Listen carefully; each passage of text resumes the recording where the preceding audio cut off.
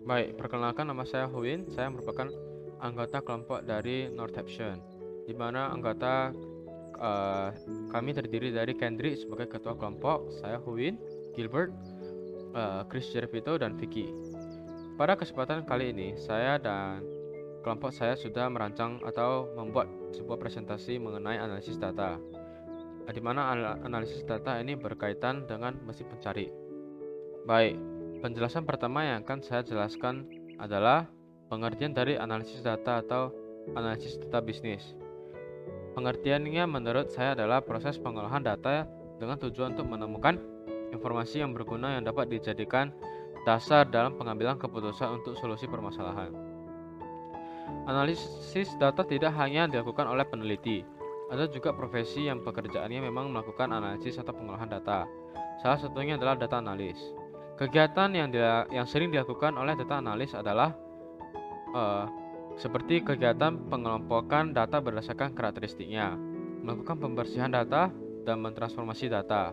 Setelah mereka melalui proses tersebut, mereka akan menyajikan sebuah hasil dalam bentuk grafik ataupun plot, ataupun mereka ingin menyajikan dengan bentuk lainnya. Yang terpenting adalah menarik dan mudah dipahami oleh orang lain. Baik, slide berikutnya yang akan saya menjelaskan adalah mengenai fungsi analisis data bisnis. Di mana slide ini saya ingin menekankan lebih tepatnya yaitu prosedur sebelum kita menjalankan sebuah analisis data. Dari slide ini saya ingin memulai dari penyebab suatu masalah muncul. Di sini kita dapat memulainya dengan mengajukan beberapa pertanyaan ataupun mencari tahu apapun masalah yang terjadi di sekitar kita. Adapun cara yang dapat kita lakukan untuk mengetahui suatu masalah yaitu dengan kita melakukan interview ataupun mengisi ataupun menyiapkan sebuah Google Form yang dapat diberikan untuk mengisi masalah-masalah yang terjadi di sekitar kita kepada orang-orang yang berada di lingkungan kita. Berikutnya adalah mengumpulkan data yang dibutuhkan untuk penelitian. Pastikan data yang digunakan sudah lengkap dan memiliki sumber yang jelas. Berikutnya adalah setelah mengumpulkan data yang sudah terkumpul, kita harus memfilter data tersebut sehingga hanya data lengkap saja yang digunakan. Berikutnya setelah kita memfilter, kita akan melakukan identifikasi data dan kelompokkan berdasarkan karakteristik data tersebut. Selanjutnya kita tentunya akan mengklasifikasi dan identifikasi pertanyaan-pertanyaan tersebut berdasarkan data yang akan dianalisis. Kita harus melakukan juga normalisasi data agar data yang dibentuk harus sama dan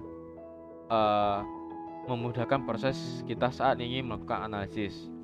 Sebelum kita lanjut ke tahap berikutnya, data kita harus diuji dulu validitasnya. Apakah data tersebut yang kita sajikan valid ataupun tidak. Kemudian setelah kita menguji data tersebut, kita ingin menyajikan data tersebut dalam bentuk tabel ataupun grafik supaya dapat dipahami oleh orang-orang yang ingin membacanya. Baik, maka pada saat kita selesai melakukan analisis data, tahap berikutnya adalah mengambil dan menjalankan sebuah keputusan yang strategis setelah kita peroleh hasil dari analisis data tersebut.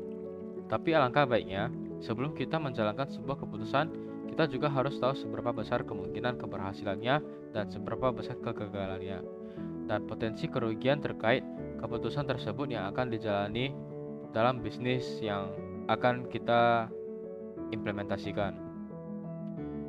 Slide berikutnya akan dijelaskan oleh anggota saya yaitu Chris.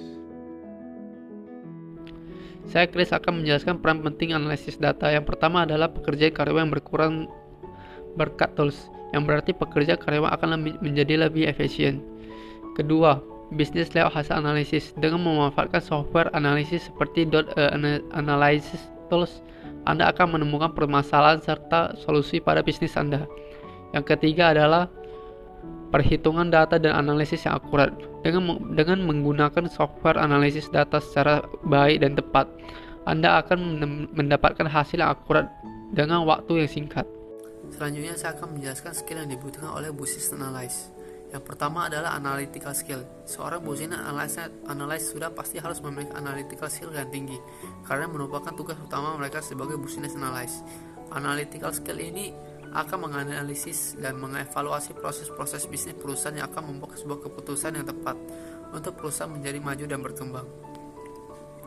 2. Komunikasi yang baik. Seorang business analyst juga harus memiliki komunikasi yang baik agar dapat tersampai dengan baik kepada audiensnya dan tidak salah paham. Yang ketiga adalah riset. Pada bagian ini, seorang business analyst sebelum mengeluarkan pendapatnya akan selalu terus melakukan riset pada perusahaan sampai mencapai keputusan dan kesimpulan yang terakhir. Semua argumen yang disampaikan juga harus ada memiliki riset dan masuk akal. 4. Problem solving. Seorang business analyst harus dapat memberikan solusi alternatif kepada perusahaan ketika perusahaan membutuhkannya dan mengalami masalah pada proses sistem bisnisnya. Maka disitulah peran penting seorang business analyst. Yang kelima adalah visualisasi data. Seorang business analyst tidak akan mentah-mentah menyampaikan argumennya tanpa data. Sebaliknya, seorang business analyst harus menyampaikan argumennya dengan data yang valid, dengan cara memberikan gambaran data berupa diagram grafik atau peta proses bisnisnya kepada audiensnya. Yang keenam adalah dokumentasi dan laporan. Bagi seorang business analyst harus dapat memberikan dokumentasi dan laporannya atas argumennya untuk memperkuat data yang ia berikan kepada perusahaan yang merupakan data yang valid dan sudah terjamin oleh risetnya. Dan yang terakhir adalah database dan SQL. Seorang business analyst tentu harus memahami database dan SQL agar dapat membantu praktisi data dan mengekstrak data melalui operasi analisis serta pengambilan informasi tertentu dari database. Keterampilan ini membantu untuk memastikan informasi dengan mudah ditarik atas permintaan serta dianalisis dengan benar. Data science sering berurusan dengan data volume besar yang disimpan dalam database relasional. Volume data besar tentu memerlukan solusi tingkat tinggi untuk mengelolanya. Meningkatkan volume database yang besar menyebabkan sulitnya mengelola hanya dengan menggunakan spreadsheet biasa. Oleh karena ini, seorang business analyst harus dapat memahami SQL karena dapat menangani database yang besar merupakan solusi yang tepat bagi SQL dan database. Profesi analisis data, di mana dalam sebuah profesi analisis data terdapat berbagai profesi yang bisa membantu dalam menganalisis data, di mana pembagian tersebut yaitu IT Business Analyst, di mana sebuah profesi yang bertugas dalam mengatur dan memfasilitasi proyek perusahaan dengan kemampuan berbagai bidang manajemen bisnis, perangkat lunak, dan IT, di mana IT bisnis tersebut dapat membantu memfasilitasi proyek beberapa perusahaan yang bergerak di bidang analis tersebut. Yang kedua yaitu data science, di mana profesi yang memiliki tanggung jawab dalam mengumpulkan dan mengelola data untuk menghasilkan informasi yang berguna dalam pengambilan keputusan dalam suatu perusahaan, di mana data science tersebut biasanya bekerja dalam mengelola dan menghasilkan informasi yang oleh sebuah perusahaan. Yang ketiga yaitu quantitative analyst, di mana profesi tersebut bertanggung jawab dalam meninjau ulang data untuk membuat dan mengimplementasi serta menjalankan dan menyajikan model matematika yang tepat untuk mengawasi setiap keputusan keuangan yang diambil perusahaan, di mana quantitative analysis tersebut biasanya mengawasi keuangan untuk diambil keputusan yang baik oleh perusahaan. Yang keempat yaitu manajemen analis, di mana profesi yang memiliki peran sentral dalam memberikan masukan atau input penting kepada pemimpin perusahaan terkait proses bisnis dengan memanfaatkan big data, di mana manajemen analisis tersebut berperan penting dalam menginput data kepada pimpinan perusahaan. Yang terakhir yaitu solution architect, di mana profesi yang bertugas dalam mengembangkan fungsional untuk memecahkan segala kendala bisnis sesuai dengan persyaratan teknis yang ditetapkan. Analisis data membantu perusahaan juga, loh, di mana analisis data dapat mengarahkan perkembangan dalam sebuah perusahaan, di mana perkembangan di lapangan tersebut dapat diambil sebagai data untuk membantu perusahaan. Yang kedua, menggunakan teknologi baru, di mana teknologi yang terupdate tersebut akan digunakan dalam membantu analisis perusahaan. Yang ketiga yaitu perangkat analisis yang canggih, di mana sebuah perangkat yang canggih akan membantu perusahaan dalam memudahkan pekerjaannya. Fokus aspek layanan, di mana aspek-aspek tersebut dapat dipakai untuk membantu layanan perusahaan dalam mengambil data. Kemudian memperhatikan pasar, di mana pemasaran yang ada di lapangan tersebut harus diambil datanya untuk membantu perusahaan dalam menjual barang tersebut. Kemudian schedule disusun sedemikian rupa, di mana data tersebut sudah disusun rapi jadwalnya untuk seperti didistribusikan maupun dijual atau diperbalikan. Yang terakhir yaitu memperhatikan kinerja, di mana kinerja perusahaan maupun karyawan tersebut sangat penting dalam menganalisis data, di mana jika terjadi sesuatu atau kinerja yang baik dapat membantu perusahaan dalam mempercepat kerjanya tersebut. Penyebab kegagalan analisis data. Penyebab kegagalan yang pertama adalah analisis data tidak dapat menyelesaikan masalah yang ada. Dan kedua, tidak sesuai dengan manajerial perusahaan yang kurang baik, di mana setiap pekerjaan tidak dikerjakan dengan baik. Yang ketiga adalah alat yang digunakan tidak tepat untuk melakukan analisis data. Dan yang terakhir terkait dengan human error, kesalahan manusia dalam menghitung maupun mengaplikasikan analisis data yang didapatkan.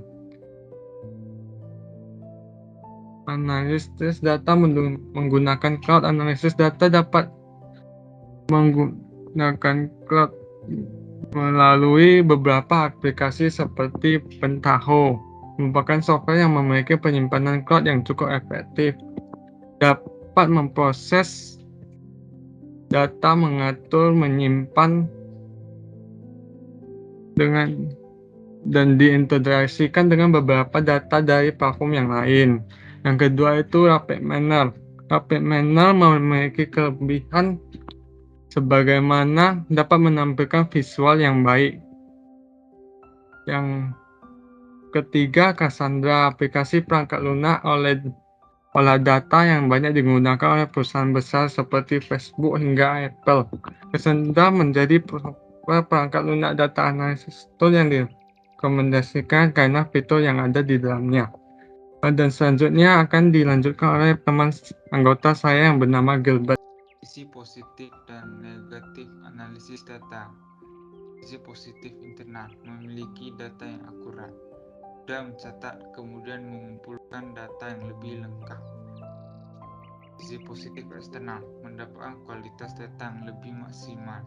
Data yang diberikan oleh responden maupun konsumen lebih terrealisasi. Sisi negatif internal, data analisis memiliki error yang bisa mengurangi efektivitas kinerja. Sisi negatif eksternal, dalam mengumpulkan data lebih sulit karena kendala dalam memberikan data. Hasil yang dianalisis dan hasil yang ada kadang tidak akurat. Tugas seorang analisis data.